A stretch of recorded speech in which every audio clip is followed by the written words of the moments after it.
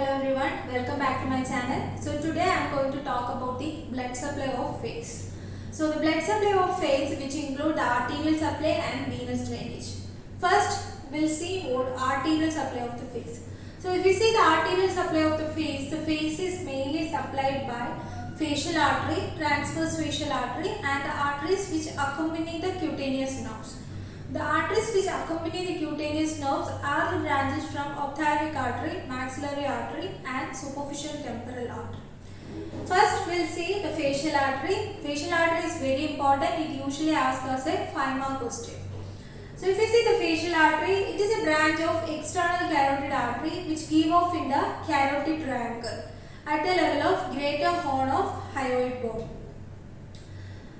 After that, it passes through the carotid triangle, then submandibular region and reaches the face. Now we will see the course of facial artery in the face in detail. So it enters the face by winding around the base of the mandible. You can see in the diagram, it winds around the base of the mandible at the anterior-inferior angle of masseter muscle.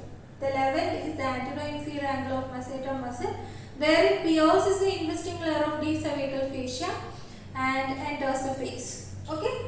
After that, it runs upwards, reaches about 1.25 cm lateral to the angle of the mouth. So in the diagram, you can see angle of the mouth. From angle of the mouth, it is about 1.25 cm. Then it ascends upwards on the sides of the nose, reaches the medial end of the eye, where it supplies the lacrimal sac and goes an anastomosis with the dorsal nasal branch of ophthalmic artery. So that is about the course of facial artery. So facial artery, if you see, it is very tortuous. The tortuous of the artery help for the movement of mandible, lips and cheeks. Now we see the branches of facial artery on the face. The facial artery on the face, it has anterior branches and posterior branches. Anterior branches, if you see, these are large and these are named. Where posterior branches, these are small and unnamed. The anterior branches are inferior labial artery that goes to the lower lip and supply. The superior labial artery goes and supplies the upper lip. It gives two branches, the septal branches and alar branches, which supplies the lower part of the nasal septum as well as the ala of the nose. Then the lateral nasal artery, which supplies the ala and dorsum of the nose. So that is about the anterior branches. Now posterior branches, as I mentioned, these are small and unnamed. Now we will see the anastomosis of facial artery.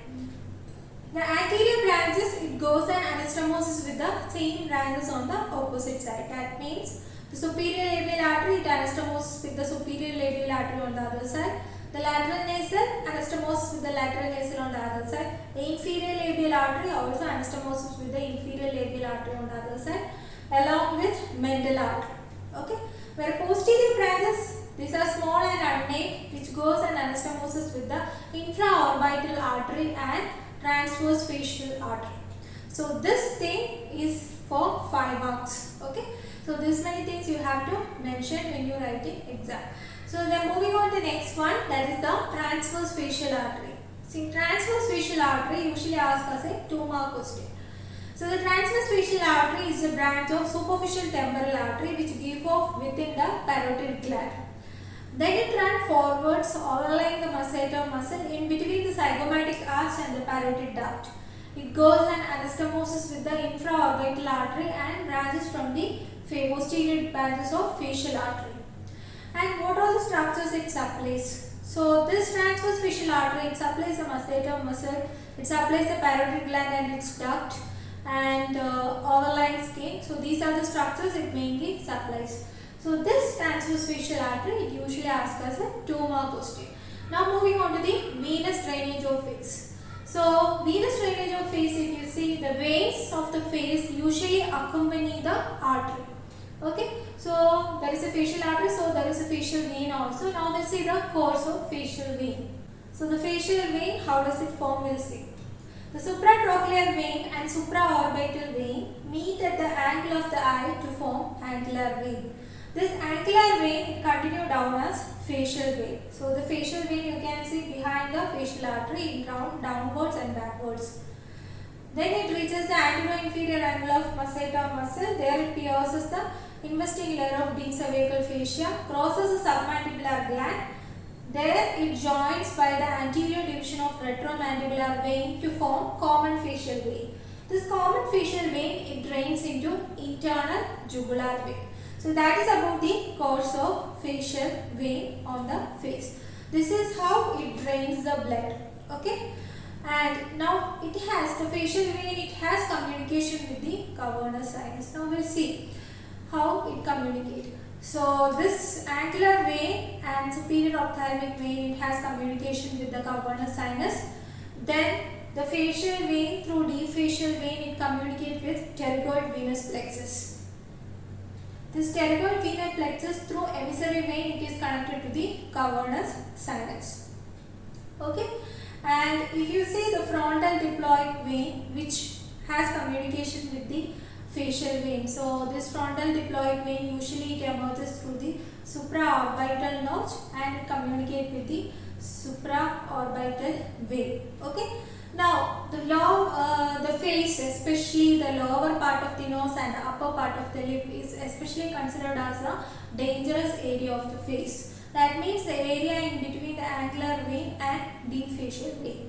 So why it is called as dangerous area of the face?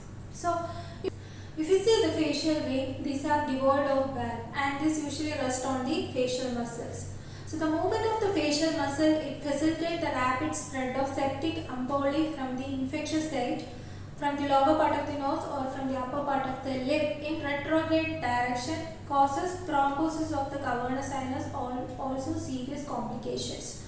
So that's why this is called as the dangerous area of the face. Okay, that means in between the angular vein and the deep facial vein. Okay, so then we have to see another vein that is called as retromandibular vein.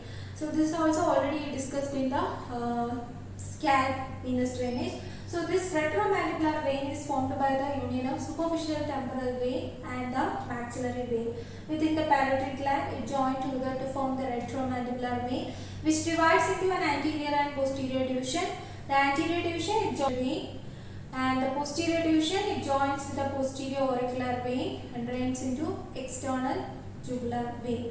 Okay, so that is about the retromandibular vein. So that's all about today's video, and this facial vein also very important. It usually asks us a 5-mark question. So that's all about today's video. That is about the blood supply of face, which include the arterial supply and venous drainage. And next video I will be talking about the lymphatic drainage and the nerve supply of face. And thank you so much.